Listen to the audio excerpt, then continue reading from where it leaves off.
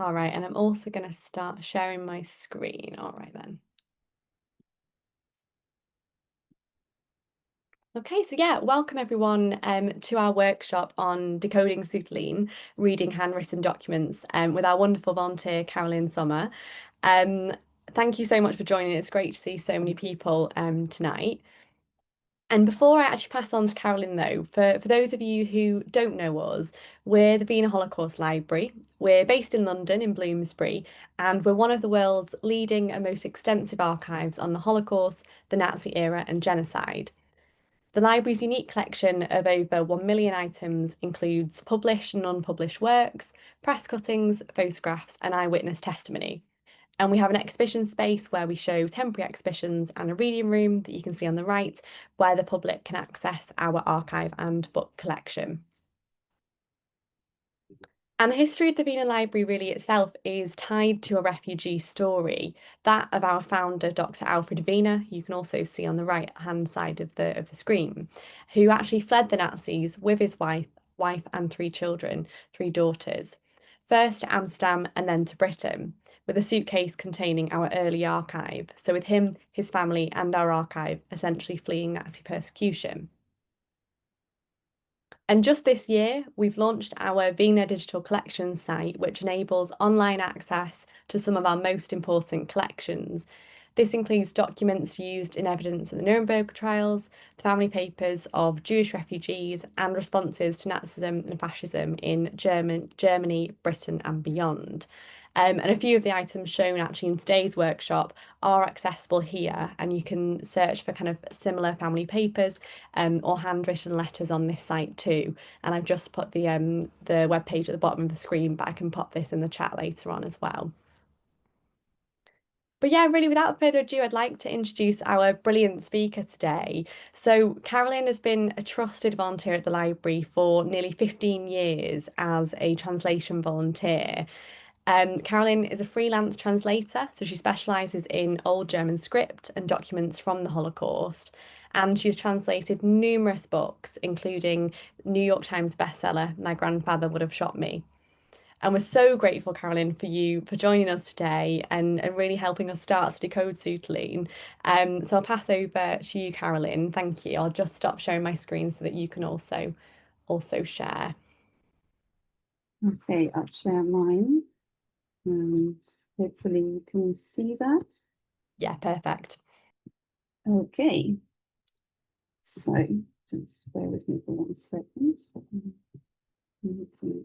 Right, so we are. So hi and welcome everyone to this Sütterlin workshop with the Wiener Library, and thank you very much, Yasmin, for inviting me to give this talk and for the kind introduction. My name is Carolin Sommer, and it's a real privilege for me to be here today. I should also say that this is actually my first ever webinar. I'm feeling a little bit nervous, so please forgive me if I pause every now and then when I look at my notes or deal with any technical glitches. This first glitch. So our agenda today is quite straightforward. To begin with, I'll explain the purpose of the workshop and why we're all here. And then I'll tell you a bit about my background so that you'll see what makes me qualified to give this workshop in the first place. Then I'll give you a brief overview of the Sütterlin script, how it came about and why it went away again. Then you get a chance to try to decipher some Sütterlin texts for yourselves. And I'd really like to invite you to join in and have a go whenever there's a chance and write your answers in the chat box. It'll make the session a lot more fun for everyone, and you'll get a lot more out of it too. And then at the end, there should be time for some questions as well. So I presume that most of you are here today because either in your line of work, in your volunteering here at the Wiener Library, or for some other reason, you deal with handwritten material, either relating to the Holocaust or maybe to do with your own family history. And sometimes these documents seem to be written in an unreadable scrawl, and very often the reason they appear so illegible is because they were written in the old German Sütterlin script. And so the purpose of this workshop is really for you to understand the nature of this strange script, some of the aspects why it can be so tricky to decipher, and then finally to learn to read some simple words and to know what to look out for. You will also be able to see why in our 1 hour session today, you will probably not become an expert and you will not be able to read everything written in Sütterlin, but you will hopefully come away feeling less daunted by those scribbles and be confident that you can at least make a good guess as to what the document that you might be holding in your hands is about, or who it is addressed to, or whether it's a doctor's certificate or a last will and testament or whatever, even if you're not able to read the entire contents. So a bit about me. I'm a qualified translator with a degree in translation and applied languages. I am originally from Germany and I studied at universities in Germany, France, and the UK. And I'm also a member of the Chartered Institute of Linguists. After graduating, I moved to the UK and had various jobs where I was using my languages, but I've been working as a freelance translator since 2011, when I was invited to translate the memoirs of the German Jewish industrialist Ignaz Bing into English. And that work eventually introduced me to the Wiener Library and led to my volunteering here, as well as a number of other book translations. One of those Yasmin's already mentioned is Jennifer Teege's New York Times bestseller, My Grandfather Would Have Shot Me. Excuse me. And that's the true story of an adopted Black woman who learns that her biological grandfather was actually Amon Good, the concentration camp commandant at the center of Schindler's List. It's a really fascinating story, and the English translation was actually launched here at the Wiener Library in April 2015. And then it wasn't long after that I became interested in Sütterlin. My mother actually showed me some old family documents, a cookbook, and some letters and poems. And I was intrigued by these German words that I couldn't read. So I taught myself to read Sütterlin, and in order to practice my new skill, I asked the Wiener Library if they had any handwritten documents I could translate for them. As it happened, they were able to put me in touch with a gentleman who had recently discovered a whole suitcase full of letters that his late mother had received from her parents after she came to London on the Kindertransport. And the rest, as they say, is history. One happy client led to another, and since then I have met many, many people in similar situations and have helped them unlock the stories of their own families. I have transcribed and translated hundreds of pages of diaries, letters, postcards, immigration applications, memoirs, and so on, most of which were related to children on the Kindertransport and other Holocaust refugees. In fact, many descendants of Holocaust victims were able to find out for the first time what their loved ones had gone through by being able to read their letters and diaries that they'd left behind. So, but what is this thing called Sütterlin anyway? Basically, it all started with its predecessor Kurrent, which evolved from Gothic cursive handwriting in the 16th century. It's an example here. At that time, everybody was more or less doing their own thing. There were loads of different handwriting styles, and so a uniform, legible handwriting was called for. This led to the development of the Kurrent script, which was soon widely accepted because it was beautiful and also relatively legible. However, Kurrent is quite hard to write, with many sharp angles and abrupt changes in direction, as you can see here. And so in the early 20th century, a Viennese graphic artist by the name of Ludwig Sütterlin was given the task to devise an easier start on writing for school children. This was partly prompted by the fact that a new nib had been invented in the UK, which was great for producing beautiful cursive script, but was wholly unsuited to the sharp edges of Kurrent. And so the script that Ludwig Sütterlin came up with is actually based on the previous Kurrent, that has wider curves and fewer sharp angles. It is basically a friendlier version of Kurrent. And so by 1915, this was adopted as standard in virtually all Prussian schools. And then in 1935, the Nazis declared Sütterlin the Deutsche Volksschrift, the official German script, and made it compulsory in all German schools. Now, it's worth noting that it was only used in the German Reich, so you can be pretty sure that if you come across a document written in Sütterlin, it's German. I've only seen very few examples where Sütterlin was used for other languages. I think there were Hungarian and Czech. But in each case, the author had been brought up in the German school system and then used the script for the other languages as well. But that's very unusual. It's much more common to find that a writer switches to normal Latin script when they write in other languages, even within a German Sütterlin text. The other thing to note, of course, is that's a handwriting script. Therefore, you wouldn't find it printed in books other than school books for learning how to write or storybooks for early readers. And so since the beginnings, the Nazis had made use of a traditional Germanic-looking Gothic letters in all their posters and communications. But by 1941 and World War II, this was increasingly impractical as the German Reich was taking over other European countries and the communication became less effective. So in order to ditch the German Volksschrift without losing face, they claimed that the Sütterlin script was of Jewish origin, which it wasn't, and then banned it in schools. But that excuse of claiming it was Jewish at that time certainly didn't need much explanation and was easier to sell than having to admit that the German Volksschrift wasn't suitable any longer. What that ban means is that anyone who was still in school at that time would have to learn and write in a new script. But if you had already left school by then, you would not necessarily have learned the new script and would have kept writing in your old Sütterlin style, which is why we still find so many letters written in that script well into the 1950s. But since 1942, German school children were taught a variant of the Latin script, and nowadays Sütterlin is only really taught or learned and practiced as a hobby and by people like me. So let's get you guys involved and let's see if you can make any sense of these words here. I'll give you a minute to have a think and see if you can figure something out. And please drop your guesses in the chat comments. See if you can spot some familiar looking letters or patterns. I'm hoping I can see the chat boxes in there as well. Yeah. So if there's anything you think you can decipher, just plonk it into the chat box.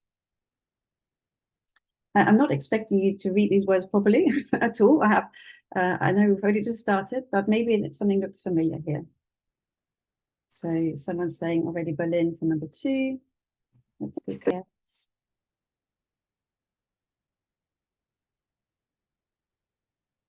Any other suggestions? Vienna for number 1. I'm impressed.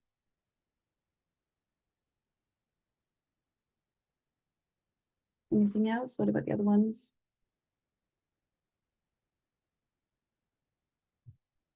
Leaving, very good. Very good. Right, let's have a look at these in the Latin script then. So, like you already correctly guessed, the first one says Wiener, as in the Wiener Library. The second one is Berlin. The third one is temple in the German spelling.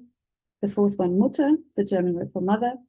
And the fifth one is meine Lieben, German for my loved ones, which is actually how almost all letters from that time start, when they were written to one or more relatives at the same time, say a mother and a father, or a son and his family, etc. By the way, it probably goes without saying, but I'll say it anyway. I'll be using mostly German language examples here because you are not going to come across much English written in Sütterlin. In fact, in some of the diaries I have seen, if the author wrote about English people, they usually wrote their English names in the Latin script, and we'll see an example of that later. Now, you may have thought that these words here were quite hard, but what about these ones? I'll give you another 30 seconds or so to try and figure them out. I think you'll find them a little easier. Names or words you might well recognize, and please use the chat box again to note down any answers.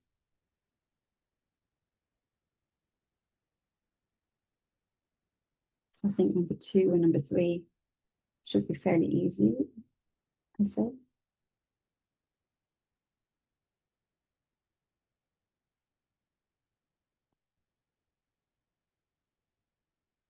So I see Claire Brown has raised a hand. Can you write it in the chat box? Or maybe send a private message to Yasmin if there's another issue. No, well, let's have a look then. So the words are, as you can see here, Car, Mama, Rabbi, London, and Synagogue. And words like Mama, Rabbi, or London at least seem to have a shape that we recognize. And you may already think now that it's not all gobbledygook, and some of these may actually make some sense. And in case you thought I'd never show you, here's the actual alphabet code. Now, take a moment to look at the individual letters yourselves and see if you can spot any patterns. you probably noticed that the letters all look shockingly similar and seem to be variations of the same few basic designs. Let's go through them then. So, for example, the lowercase c and I are identical, except for the dot on the I, which is actually a line rather than a dot, and the same applies for the J. Then look at the E, N, and U. Again, they look almost identical. But if you look closely, you'll see that the E has two narrow straight lines, vertical lines, that are connected at the top, whereas the N is a bit wider, and the lines are connected at the bottom. But the U is exactly the same as the N, but with a rounded line above it. And then if you wanted to write a double N, we put a straight line across one N to indicate that it's doubled, and the same applies to the N. And then the F and the H almost look identical again, except that the F has a straight descender or a straight line down with a little loop higher up, and the H has a backwards loop at the bottom. And the G looks very similar to the Q, but with a little loop at the bottom, and it is almost like a mirror image of the P, but which has a slightly smaller body than the others. And then one of my favorite letters, a very distinct R, with its little loop to the right, and which is a shape we find again in the V, W, and Y, with some added flourishes. And then the X, I always think, looks sort of unfinished and seems to stop midair, almost like it's forgotten where it's going, sort of hangs there. And now you may have noticed already that there are two different types of S, and which one to use depends on where in the word the S is. So at the beginning and in the middle of the word, it's this one. That's basically just a straight line down. But at the end of the word, it's this curvy final S that looks a bit like a backwards D. I know it's really odd, but that's how it is. And also with compound words, say the German word Hausarrest, the S at the end of house would be written like a final S because it's at the end of the word house, even if it's in the middle of the word Hausarrest, which is written as one word in German. And then regarding the capital letters, they sometimes bear no resemblance whatsoever to their lowercase counterparts. Have a look at the B and the C. They're again very similar, but B starts on the left and loops to the right, whereas the C starts with a flourish on the right and then goes back to the left. And the B also has an additional little squiddle at the bottom. And then the D is a bit like the lowercase x in the sense that it seems sort of a bit lackluster and not really finished. It's just hangs there. And then the E and the F again are very similar, but the E starts on the left and the F on the right. And the F has a backwards loop for a descender, whereas the E only has a curve at the bottom on the simple cross stroke. And it's just a capital H, which looks a bit like a modern lowercase h. That's kind of a good way to remember it. And then look at the M and the N, again, very similar, except that the M has an extra loop in the middle. And they actually look a little bit like our modern letters. And then the capital S, sorry, P and Q almost look like mirror images of each other, but the P has a swirl where the Q has a straight line to the side. And then the capital S, there's only one. I always think it looks a bit like a sheep's head with floppy ears on either side. And then the U is a bit like a V rotated by 180 degrees, while the V itself is like a slimmed down version of the W without the extra loop. Then the X strangely looks like a modern H. And the Y is like the V again, but with a little loop at the end. Right, and then we have the umlauts, of course, where the diacritics above the vowels A, O, and U look like Sütterlin E's themselves, but most people just do 2 lines or 2 dots. And then there's the quirky a set, a German way of writing a double S in certain situations, not always. And that looks really like a capital B with a long descender, a long line that goes down. And now I'm sure this looks really confusing and overwhelming, and it's an awful lot to take in. Of course, I'm not expecting you to remember this all now. And we'll do a couple of exercises to help you familiarize yourselves a bit more with this strange code. It is a lot to take in, I know. So now that you've had a chance to look at the Sütterlin alphabet in detail, let's have another go at some names and place names. I'll give you a couple of minutes or so to have a think, and again, put any suggestions in the chat box. And just to note, sorry, Carolin, the everyone chat isn't working due to our security session. Okay. But everyone can message you. So feel free to kind of continue messaging me or Carolin with your answers. Oh, okay. Sorry so about that. maybe you could read some out then if yes, cool. If anybody has suggestions. Yeah, feel free to message me, everyone, and I can read out the answers. So here, obviously, they're all names, and so they all start with capital letters, of course, and that's a good start. Maybe see if you can spot any that we talked about earlier or that look like letters that you recognize. If you take the first word, for example, if you can figure out that it starts with an A, then maybe you can figure out the rest. Or the cities at the bottom of the list. In 5, we have the capital letter H that looks like a normal lowercase h. And that might be fairly easy to read. We'll have a look at 7. I think you should be able to figure that one out as well.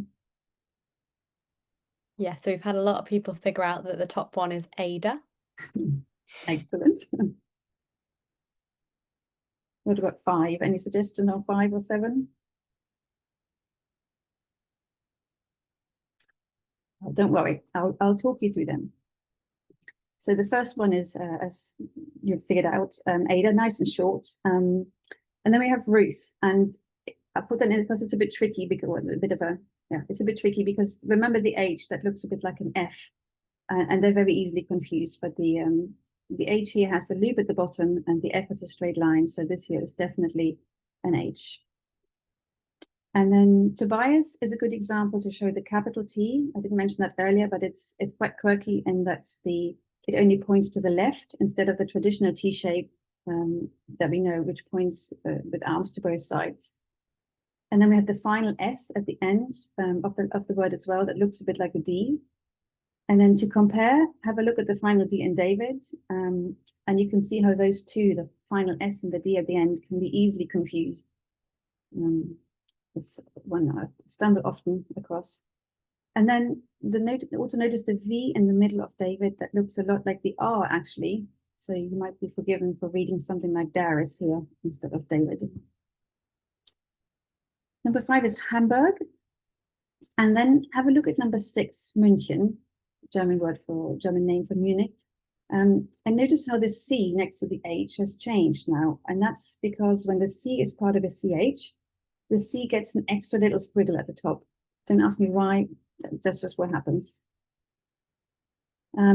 Also, what did you say? Sometimes the repeated upward strokes in words like München can actually be quite helpful rather than confusing, because you can literally count the upstrokes and then rule out those letters that don't fit and rule in those that do fit. So let's say in München, we have 5 upstrokes after the M. And the diacritics over the U, the lines for the umlaut tell us it must be a U.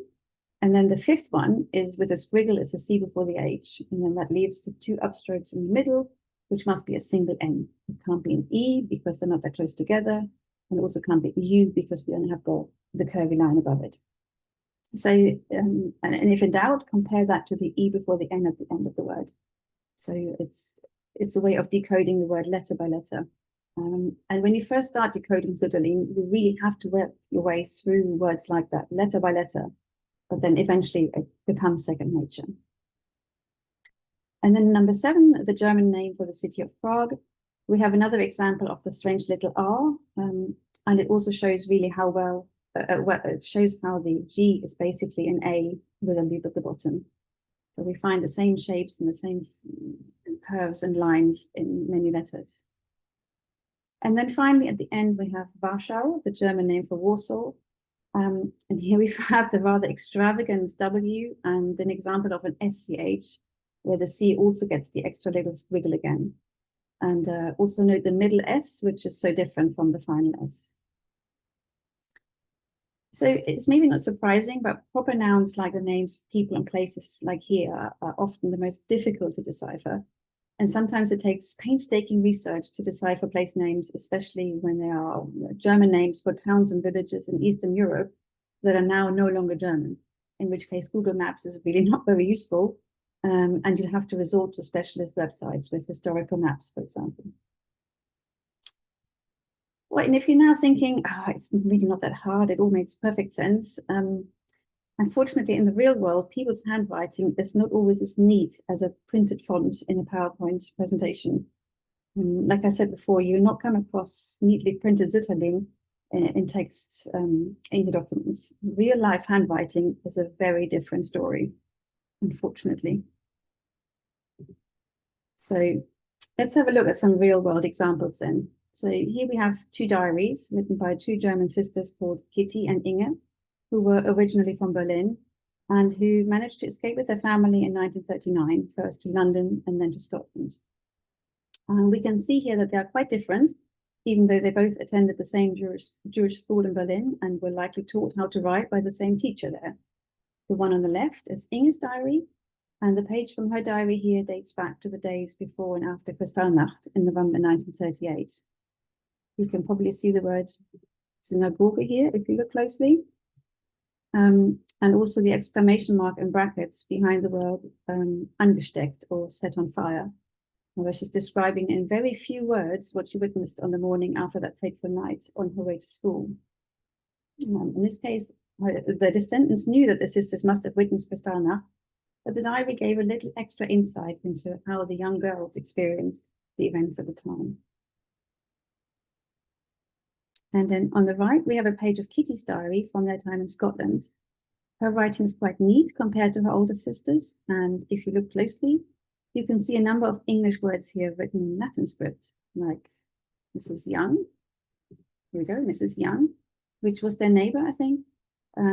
Or Kitty talks about going putting with her dad. She mentions ranger in connection with her Girl Guides. And then she went to play hockey. And she mentions her friend Phoebe. And if I understand correctly, Kitty's daughter is going to donate these two diaries to the Wiener Library in due course, if she hasn't already. So you can see how some people's handwriting might be much harder to read than others, and why it sometimes takes time and many pages of practice before you can read a new person's script fluently. You might have to learn how they form certain letters, especially when they're using a mix of Sütterlin and Latin script, like Inge here, or if they're not consistent in their use of markers, like the line above the U or the double N, which Kitty rarely uses.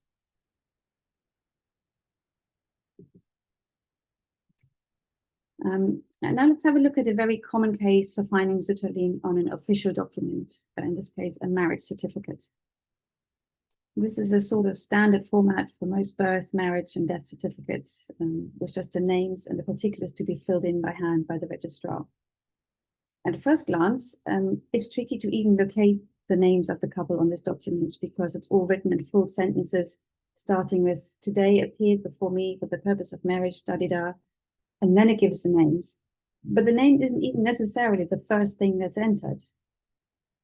So the husband is here, Wilhelm Ernst Kuhn, but before the name, we have his job title and military rank. He was a Kaufmann, a merchant, and an Unteroffizier der Landwehr, a corporal in the territorial army.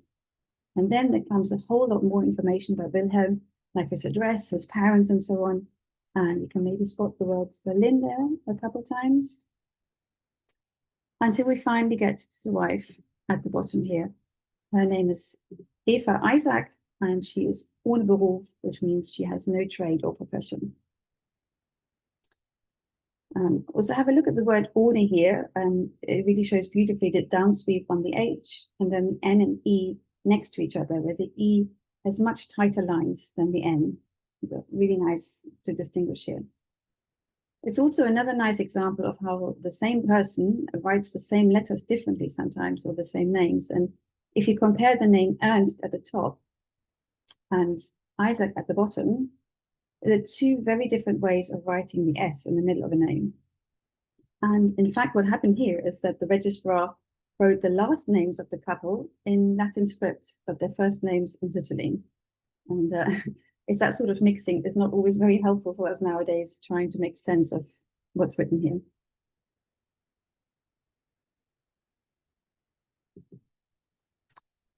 And then here is a real example from the collections of the Wiener Library, a rather tricky letter written by the Impressionist artist Max Liebermann. I'll have a look at this one and see if you can make out a few words. I'll give you not a few minutes, a minute maybe. And Yasmin, if you want to see if anyone has any suggestions. The writing here is in fact not strictly speaking Sütterlin, but current. And you can see it's a lot more slanted or cursive than some of the other texts. But the letters are formed pretty much the same way, and we are dealing with exactly the same kind of challenges as with Sütterlin. We actually worked on this letter as a team because there were some really tricky words that took us a while to decipher. And again, it needed some internet research to confirm that we were on the right track here. I'm not expecting many suggestions to come in, but if there is anything. There's a couple of suggestions. Oh, yeah. One is Geldmark, and let me just see what else we've got coming in. Oh, yeah.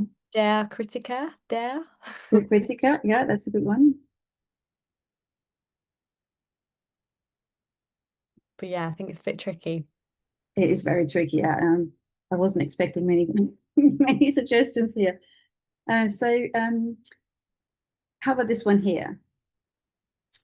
It helps if you know a little German, obviously, but maybe I won't even ask you to have any guesses here. It's the word Wissenschaft, or science in English. And if you look at it in a proper Sütterlin font here, you should be able to recognize it. However, notice how the letters S, H, and F all become just downward strokes. So there's very little to distinguish them. There's no loops or lines to help us. So if somebody's writing very quickly, they skip all the lines and the loops. And that's one of the problems with Sütterlin and current, is there's a lot of just up and down, either long ones like in Wissenschaft here, or little ones in, like I showed you in München earlier. Also, the initial W here could easily pass as an M. And then this word here caused us quite a headache. And in hindsight, you look at it and you think, really quite easy, actually. But at the time, it was a nightmare. And it's actually a name, Scheffler. And the reason it was so confusing was that it's actually written in Latin script, apart from the C, which is attached to the H by that swoop at the top, which really looks like a dot of an I. But eventually somebody suggested that it might look like the name Scheffler. And then with a bit of research, we found that there was actually an art critic called Scheffler at the time, who also happened to be a good friend of Liebermann's. And then it all made sense. But again, it's the inconsistencies within the same script, that makes it so hard sometimes, because we just weren't expecting it. And then finally this one.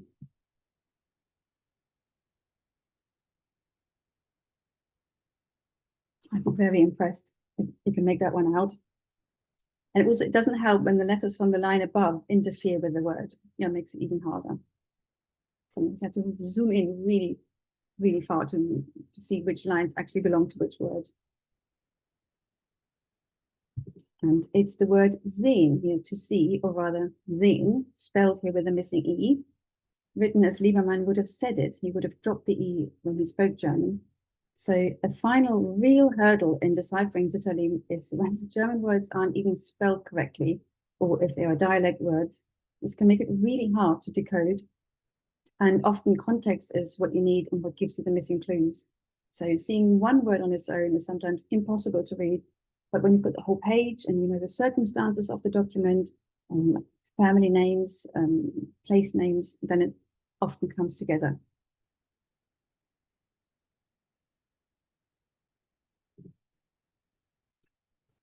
Right, and then I thought we'd have a look at some common words that you'll come across in letters and documents and see what they can look like.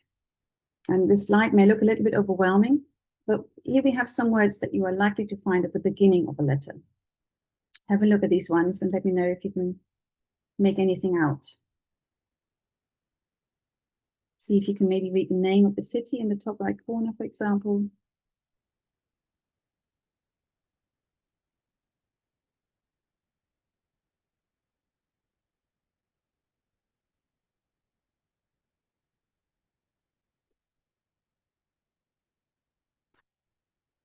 Okay, so in the top right corner of a letter, you will usually find the place where the letter was written, followed by the date.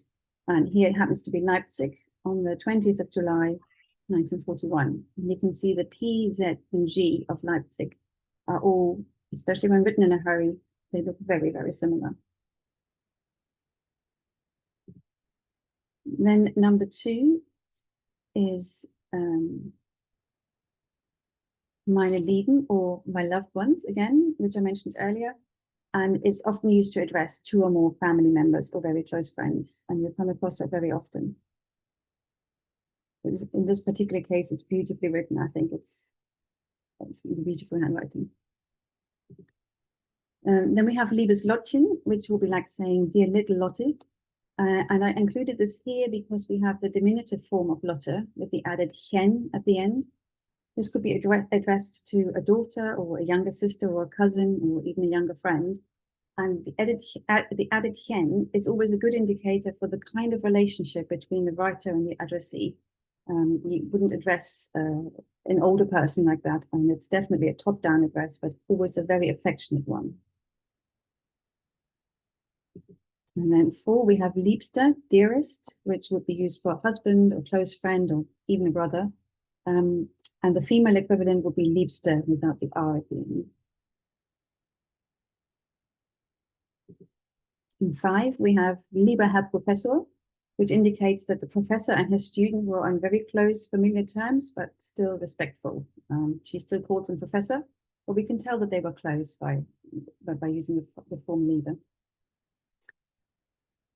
And then in 6, we have another interesting example, my dear Greta, because the word dear, or rather Liebe here, is abbreviated to just LB dot. And this is also quite common. I've often seen it as just L dot as well. And then we have 2 examples of more formal types of address, where number 7 is a very formal, official way of saying, dear madam, sehr geehrte gnädige Frau. And there is no actual translation other than dear madam, but literally it means something like very revered, gracious madam, which sounds very old-fashioned nowadays, but at the time the expression gnädige Frau was still very common.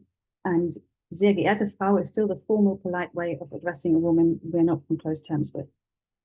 And although nowadays you'd be more likely to see it followed by the name, as in sehr geehrte Frau Sommer, rather than just Frau on its own, which, by the way, means madam, woman, or Mrs., depending on the context. And then number 8 is taken from one of many letters written to the chief rabbi of Belfast at the time, Dr. Schachter. And rather than just saying, dear rabbi, we find many instances of higher forms of address being used, such as here, well-born, or even your magnificence, and so on. Also note here how the one word, Oberrabbiner, for chief rabbi, looks like it's 4 different words and also only has 1 B in it. And here context really made a massive difference for, if I hadn't known that the letter was addressed to the chief rabbi, it would have been really tricky to figure out. And it wasn't even very obvious for me with that knowledge. To be honest, at first I thought it was Hebrew, but then it clicked and I read it as Oberrabbiner. And that sometimes you just have to look at a word several times before it clicks.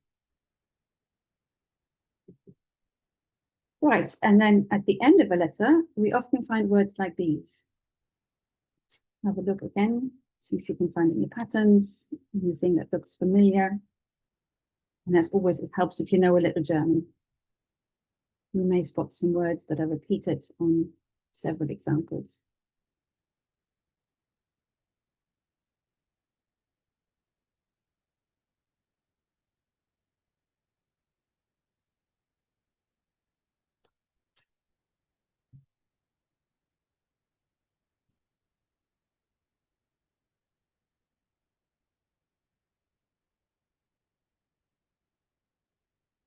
So we might see a vielen Dank for many thanks, but also very commonly we find combinations of Grüße and Küsse, regards and kisses.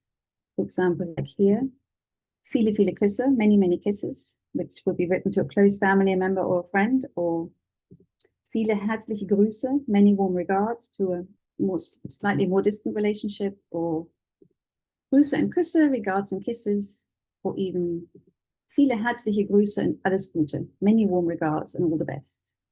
So you can see the words viele Grüße and Küsse are repeated many times. And in fact, the eagle-eyed among you may have spotted the SZ in the word Grüße, whereas Küsse is spelled with a double S. In number 5, the SZ in Grüße is really clear to see. I don't know if you can see my pointer here.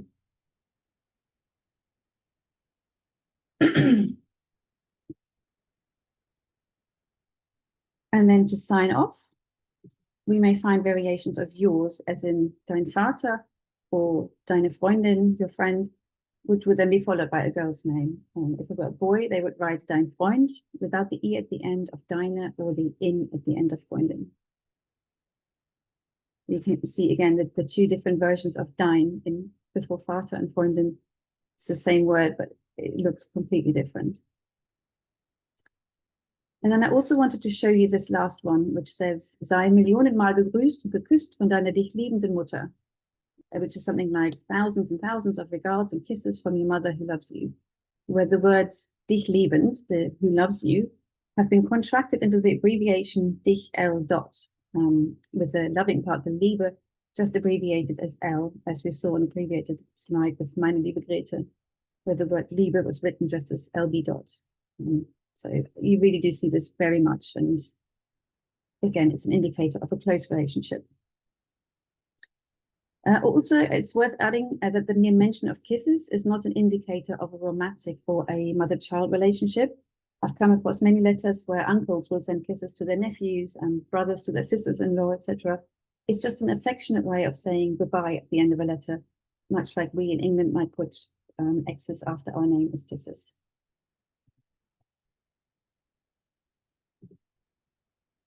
And then finally, here we have a few other common words that you might find in other documents. Again, I ask you to see if anything looks familiar, even if they are in German. Number 1 might be easiest to find out, or 3 and 5, maybe. Have a look.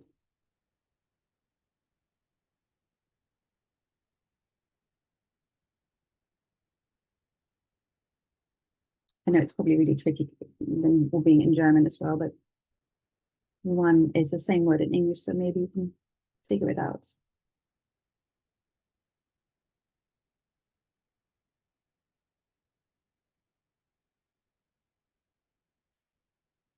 Right, let's have a look then. So you may have been able to read testament and letzte Wille for last will. Remember I showed you about the capital T earlier, the testament, capital T, which only points in one direction rather than the other. It often looks like an I, but it's usually a T. And number 3 is actually the word Papiere for papers. And it might well come up in letters when someone is trying to get the immigration papers together. That's quite a common worry for Jews trying to escape Germany at the time. So there's a lot of mention of papers. And the numbers 4 and 5 are 2 different words for Jewish. 4 is the term Mosaic, here as in of the Mosaic religion. And it's very much a term that was used by non-Jews. We see it very rarely nowadays, but I wanted to include it here because you will find it a lot in old official documents like birth or marriage certificates. The German word Jüdisch for Jewish is definitely the preferred term nowadays, but at the time, official documents would almost always say Mosaic. So I thought I'd include it here. Number 6 is Vertrag for contracts, and you might find that in a purchase agreement or a rental agreement or even a marriage contract. The capital V looks a bit distorted and almost like an N here, but the letters RTR in the middle, remember the funny little R? They're a good clue here for the meaning of the word. And then number 7, a rather long word. Heiratsbescheinigung is an alternative word for Heiratsurkunde, Both mean marriage certificates, and it's also another nice example for how an individual script doesn't always follow all the rules. You can see that the line above the U of Heiratsbescheinigung near the end has become a bit of a flourish rather than just a line, and that it was added after the whole word was written, so as not to interrupt the flow. You will also find that sometimes with dots on I's or even the crossbar on a lowercase t that they've been added later. They're not always in the right place where they belong. So the more you read one person's handwriting, the more you become accustomed to their idiosyncrasies and the easier it becomes to decipher.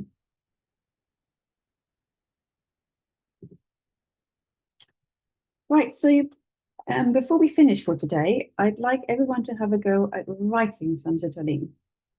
So have a look at the alphabet here and see if you can write the name. I hope you've got some paper, or I'm happy to wait a few minutes while you get some papers and pens. It is actually quite a bit harder than it looks, but it helps if you draw 4 lines to give you 3 rows of equal height. Have a go, and when you're done, it would be great if you could hold it up to the camera so we can all see it. I'll give you a minute or 2 to figure it out. Maybe start with your first name, and then you can add your last name as well if you're feeling brave.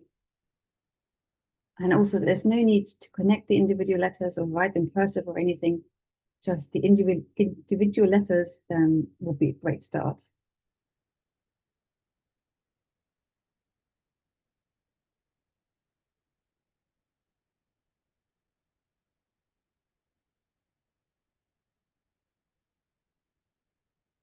And I can't actually see very many of you. I don't know, Yasmin, if you can click on this button. Yeah, I'm writing mine, so I'll let you know when I'm done, Carolin. Oh, yeah. Oh, Hopefully I an can see you indication now. of I others. figured out a way of Ah. seeing. So obviously, if you are not showing the face at the moment, it'd be great if you can put yourself on camera when you've written your name and show us.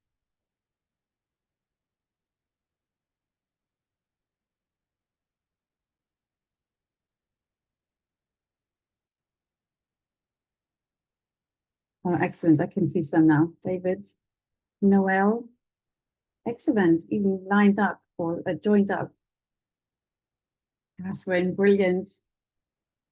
Oh, I love it. They look great. Anna Baisley, Timothy, oh, excellent. Susan, And actually, for those who I don't like a little mind, sheep S. I might take a screenshot, but if you don't want to be in the photograph, please do turn off your camera or put the paper right in front of you. I'm just going to take a quick photograph, but please do turn off if you'd rather not be in it. I should have done mine as well, really. Excellent. Alison, that looks really Thanks, good. everybody. Oh, Ada, we have an Ada here. Excellent. Judith, Imogen, Vix. Yeah, that X is really a killer. It's really not nice. Yasmin. Yeah. Oh, I love it. Excellent. Thank you so much, everyone. That looks really great. I'm really impressed. That's fabulous. Right, so that's nearly it for me for today. To recap, just we've learned about the history of Sütterlin today. We know that it was widely used from 1915 until it was banned by the Nazis in 1941. Remember, that doesn't mean, though, that people stopped using it, because if that's what they had learned at school, that's what they would keep using for many more years to come. Remember also that Sütterlin was only ever a handwriting style, so you won't find it printed in school, only find it printed in school books, and you can be pretty certain that anything written in this style will be in German. Most importantly, I think we'll have covered the many very similar letters, and if you keep a cheat sheet handy with the alphabet, you should be able to make out enough words, some keywords maybe, and names to help you maybe classify or file your document in the right place and know whether it's a personal document or a letter or a more official one. And of course, always try to get as much context as you can, for the more you know already, the easier it'll be. Yeah, I hope that's been an interesting introduction to the German Sütterlin script for you.